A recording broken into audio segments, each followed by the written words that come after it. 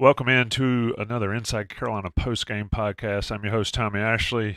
That's Sherrell McMillan. We're sponsors, as always, by Johnny T-Shirt, johnnytshirt.com.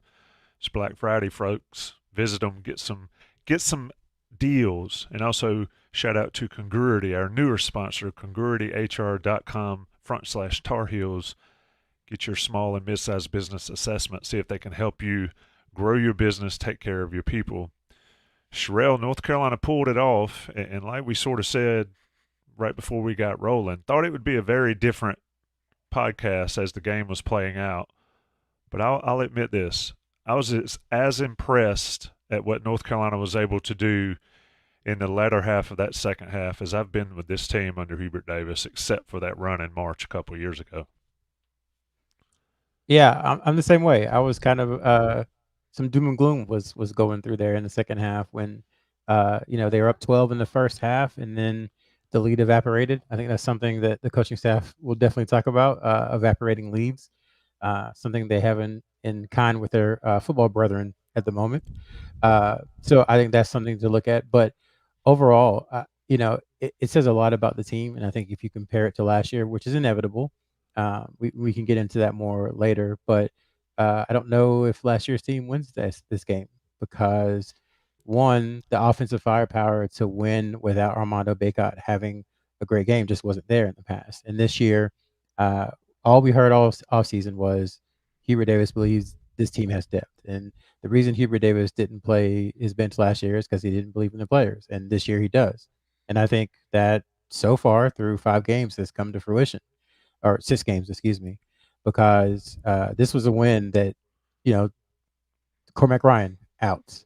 Seth Trimble has to step up and not only play defense against a guy who was just in fuego the entire game, but also hit shots and rebound. So Paxton Wojcik didn't play his best game, but he had to step up.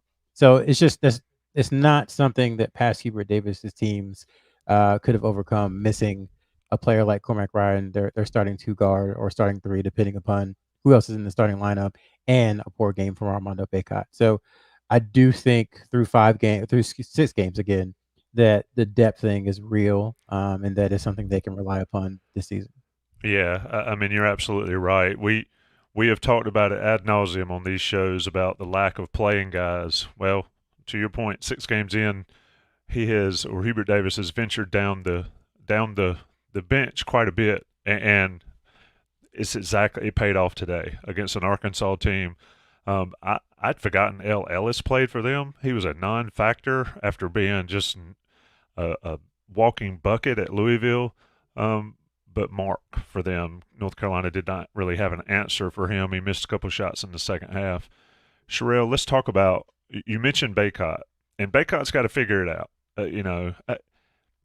I read the message boards during the game. I see the message boards threads, um, and you take those with a grain of salt. But when you watch the game itself, he had a tough take early and got a basket, and then didn't really seem like he wanted to challenge anybody over the course of the game. I don't know if that's a hot take, but I want your opinion on that. He just doesn't seem like, at least on the offensive end, that he's fully engaged yet with this bunch. Thankfully for North Carolina, they have some ability to play well without him. I think for him, me and you talked about Kenny Meeks and Bryce Johnson, that he is what he is. But I think we're pretty clear, this being his 5th season, unprecedented 5th season, that Armando Bacot is what he is. And what that is, a really good college basketball player. And there are times when I think he forgets kind of what his strengths are or what he can actually do. And that's when you start to see him kind of fall off into the distance, so to speak. I'll never forget. It was the College of Charleston game. I think it was the second game last season. He said that Coach Davis tells me I'm a garbage man, and that sometimes when I forget I'm a garbage man, I don't play well. So in the second half, I just went out there and I was a garbage man. That mentality is what he has to have because, frankly, there's some things he's not going to really be able to do. He's not going to be a consistent, 3-point shooter. He's not going to be someone who consistently, I think, hits a spot up jumper or anything like that. His game, where he's best at and where he's best for UNC at, is around the rim, carving out space, getting rebounds, and the occasional jump hook, that kind of thing. That's where he's most valuable to UNC. And I think there are times that, frankly, he just forgets it. This is not a good week for him in Atlantis. And again, I think that speaks to the relative strength of this UNC team that they were able to absorb that, especially offensively. I mean, just in the past, if Armando Bacot gives you 2 games where he's barely, I think he had 10 last night, maybe 10 or 11, and he had 9 today.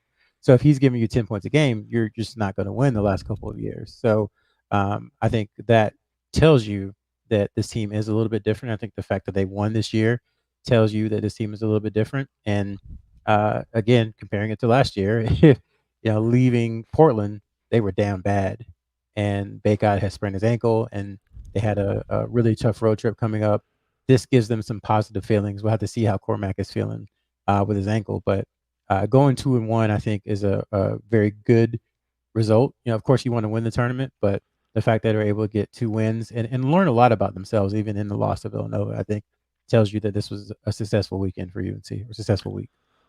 I agree with you there. One thing I wanted to ask you, and we're talking with Sherrell McMillan on the Inside Carolina Postgame podcast, these two type games against Nova and against Arkansas are exactly what has been this team's kryptonite forever, really, but especially the last few years with the smaller athletic type guys that they have. And for them to be able to pull out this one, you mentioned what we learned about North Carolina. What did we learn about a guy like R.J. Davis who shouldered the load? I mean, he shoulders the load. Harrison Ingram, I will contend, you tell me if it's a hot take, Harrison Ingram's best player on the team, overall basketball player. Your thoughts?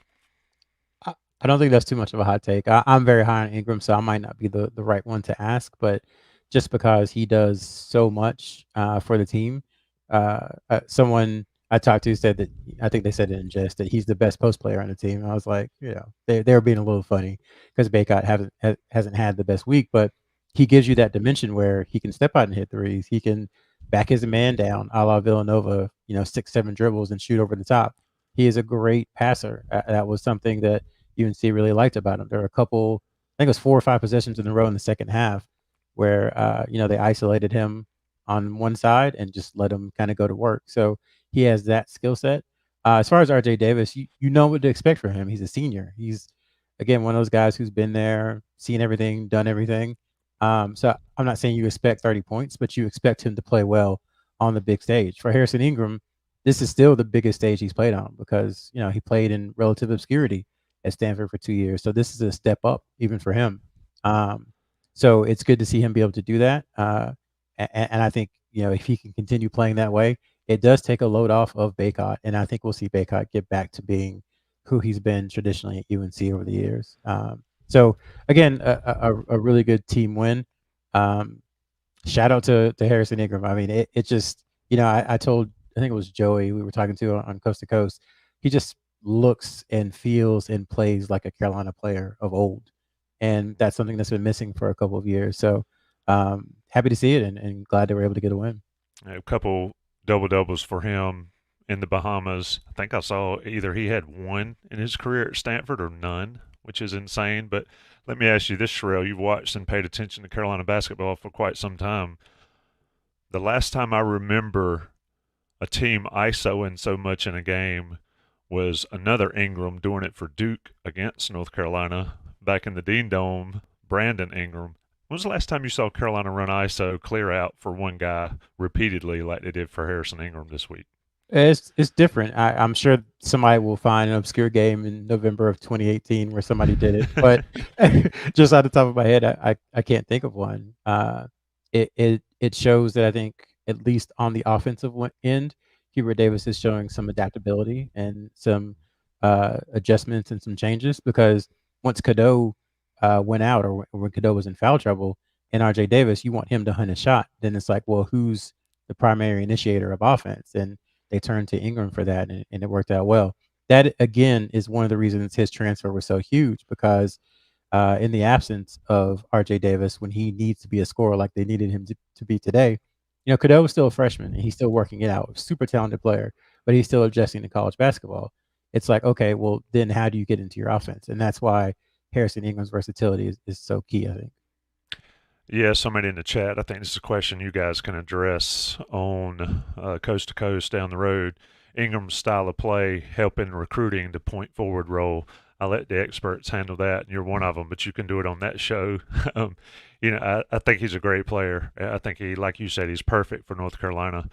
Let's sort of flip it. North Carolina wins 87-72 with a strong second half, second straight strong second half.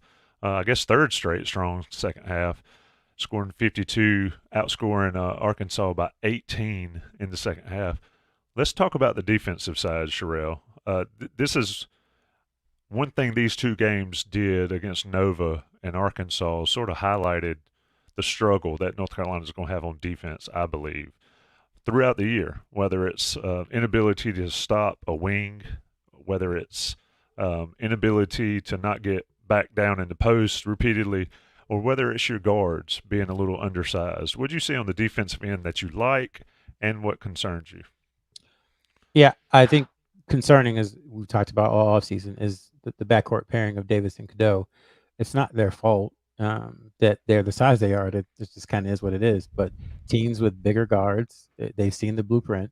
We knew Villanova was going to do it. Villanova was doing that stuff back in 2005 with Alan Ray, and then in 2017 against 2016 against UNC. That's kind of how they play the game. So we knew they were going to do it because they have bigger guards, and that's the blueprint moving forward when those two are on the court together.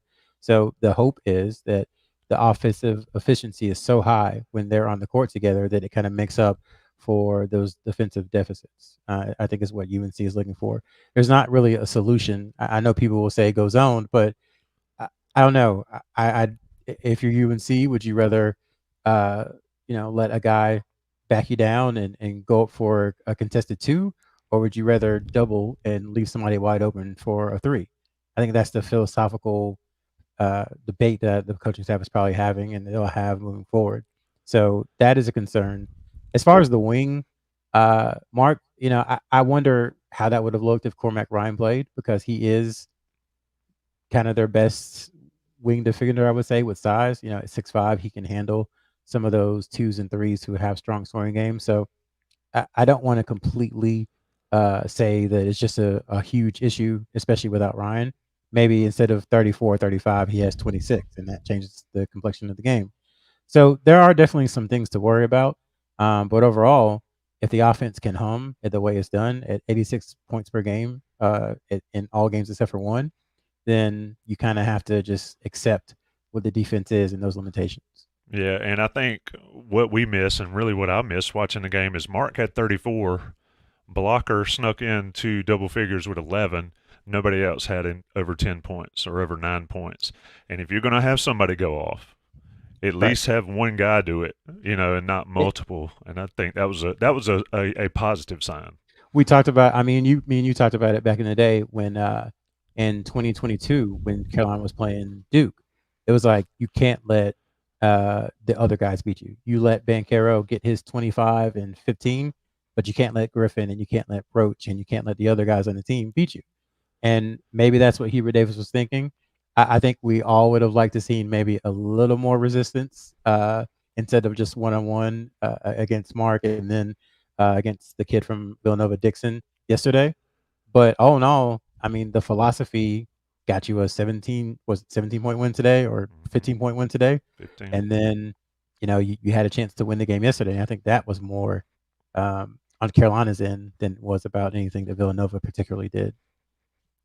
Yeah, looking at Mark, I mean, he 13 for 17. I think he was 13 for 15 at one point. Made some tough shots. Hope he's all right after that fall where he landed on his backside. But Sherrell, the one thing that frustrates me, and I want to see again, I always come to Sherrell McMillan, folks. If you're on the message boards, listen to this guy. He tells it like it is, and he sort of eases the angst. The one thing that frustrates me though is if you're not going to stop a guy or keep a guy from getting to the basket, then they're going to score at will and then get you in foul trouble. But what frustrates me is watching the game is see Carolina force somebody into a tough shot. I think they forced the big they had into a tough fadeaway jumper. Like you want him taking that all day. If he makes it, he makes it. But then you don't go get the rebound. Did you see anything on that end? And I like that you bring up Cormac Ryan because I think he is a difference maker for Carolina. But as far as rebounding for North Carolina, they out rebounded them, but they allowed Arkansas maybe to stay in it a little bit by not getting those key rebounds when Arkansas was making their runs at the end of the first half and some in the second half. Yeah, I didn't have a huge problem with the rebounding. I think part of it was that Withers, his stats, if you look up his defensive rebounding percentage, it's pretty high nationally. So that's a good rebounder who didn't get to play a lot because of foul trouble. Bacot, as we said before, just didn't have it, yesterday or really today. I think he finished with 3 rebounds. So your 2 best rebounders by percentage aren't playing well or aren't playing, then yeah, there's going to be some issues. But I think Ingram, again, because he's 6'7" and so strong, he's able to get in there. RJ Davis has always been a pretty solid rebounding defensive guard, and then Trimble has the athleticism to get in there and get a few. I think he ended up, I want to say 4 rebounds for Trimble is what I think he had. Yep. So I thought they did a pretty good job of team rebounding, especially, and I think this brings us to another point. People around the UNC program have talked about their athleticism deficiency, if you will, from 1 to 13, not individually, but as a team. And they out rebounded a team that is much more athletic, that has much more size and length and probably just natural God given athleticism than UNC. And they out rebounded them. They shot better. They pretty much did a little bit of everything better. So I think that says a lot about maybe that athleticism issue isn't as big as we thought, because there aren't going to be many teams more athletic than Arkansas that UNC is going to play this season. And then there aren't going to be many teams with a combination of strength and savvy and athleticism like Villanova had. So these were 2 really physical, tough, athletic, strong teams that UNC played, and they beat one, by 15 points, and the other one they lost in overtime. So I think they've learned a lot about themselves, that they can compete. If that was a question, maybe for them it wasn't, but for us it was, that they can compete against, pretty solid teams. And then they can play against teams that have different styles and different makeups than they do. Yep, a lot of good stuff there. I'm going to wrap up the post game. I'm going to ask you about Seth Trimble. If he's going to sit in the corner and hit open threes, that sort of changes the game for North Carolina a little bit more, especially when Elliot Cadeau struggled with fouls and defending.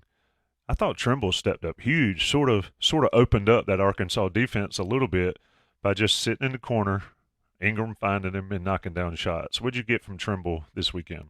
Yeah, I'm making up a segment. He's my congruity player of the game. No, I mean, because like we said, they needed to replace Ryan's shooting. They needed to replace his defense. They needed to replace his rebounding, and pretty much he gave you what you would have expected from Cormac Ryan: 11 points, 4 rebounds, some tough defense. I think he only had 1 turnover. So he hit the open 3 in the corner, which is, again, like you said, if he can do that, that changes the math a lot about what UNC can be this season. But you expect Cormac Ryan to hit that shot based upon his first 42 games at UNC. Not a shot you expected Seth Trimble to make, but he hit both of them, and he was pretty solid from the free throw line too. So I think you have to let it be a lesson to folks. I think that players mature at different ages and different times, and that people can and will get better as they progress through the UNC system. Because last year, I think, even this year, I think people, when he took the shot, was like, "Oh my goodness, what are you doing?" But it's not even playing the result. They want him to shoot open shots. You have to shoot a wide open shot, or else it clamps everything down. So the fact that he was able to make it, that he felt confident in make it, shows that it's something he worked on last season. And he played a lot of minutes today and played a lot of tough defense. And again, just shows that people can get better in the offseason. So let's not judge folks off of 5 or 6 or 30 games. Let's let them play a little bit and get better. Yep. Some people grow up a little bit slower than the others, but the point is they all grow. Trimble, 12 points, 2 for 2 from 3. Very important baskets for North Carolina. Carolina gets back in the wins column, wins 87-72 over Arkansas. Whew, boy, the schedule ramps up over the next couple weeks. Inside Carolina will always have it locked down. Check out Jeremiah and Adam's coverage from the Bahamas, Jim Hawkins' great photos. Check out Sherrell and Sean and Joey on the Coast to Coast next week. It is a time to be alive for North Carolina basketball. If you like seeing Carolina play good teams, you're going to get every bit of what you want here over the next several weeks. Sherrell, it's always a pleasure. Give me 2 cents. I don't get to do it like Joey does. Give me 1 penny. 1 penny. If UNC can't run the ball tomorrow, then Drake May and probably his final regular season game, let him air it out and let's see what happens. I know Gibson is a very unique defensive coordinator, but UNC kind of feeling the same pressure I think that Hubert Davis probably felt in the second half because, and I was going to say this to coast, but let's go ahead and go into it.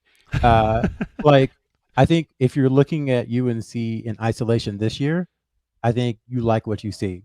But it's hard for people to look at UNC in isolation because RJ Davis and Armando Bacot are on the roster. So all the wounds and bad memories of the last 3 or 4 years are compounded into this year's team, which is 7 of 11 guys are brand new, and so it's a weird thing because like yesterday's loss in isolation wasn't really I don't consider it a bad loss. It's just the other team made a bunch of free throws and Carolina did a couple of things that weren't smart and they lost by 2 in overtime. But when you add that to look at what happened last year and look what happened outside of that 21 game run, then I see why there's consternation within the fan base. So it's difficult, but I think maybe this game, and if they can find a way to beat someone like Tennessee, will kind of, slice off all those memories of last year, and this team can move forward as like this year's team. Because right now people are viewing it as an extension of last year's team. So I think that's part of the psyche and what's going on with the fan base. There it is, folks. Sherrell McMillan, always the common voice at Inside Carolina. You've been listening to the postgame podcast. Carolina wins over Arkansas.